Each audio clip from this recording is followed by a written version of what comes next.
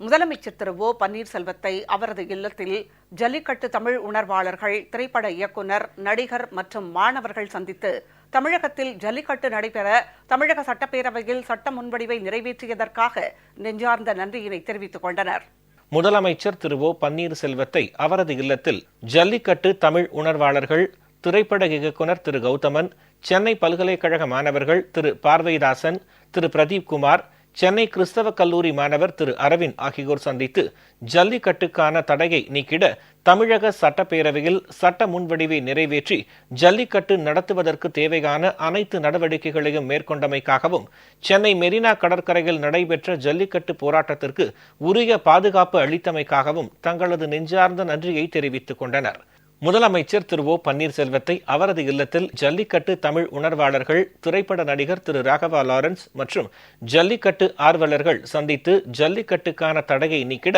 தமிழக சட்டப்பேரவையில் சட்ட முன்வடிவை நிறைவேற்றி ஜல்லிக்கட்டு நடத்துவதற்கு தேவையான அனைத்து நடவடிக்கைகளையும் மேற்கொண்டமைக்காகவும், சென்னை மெரினா கடற்கரையில் நடைபெற்ற ஜல்லிக்கட்டு போராட்டத்திற்கு உரிய பாதுகாப்பு அளித்தமைக்காகவும் தங்களது நெஞ்சார்ந்த நன்றியை தெரிவித்துக் கொண்டனர்.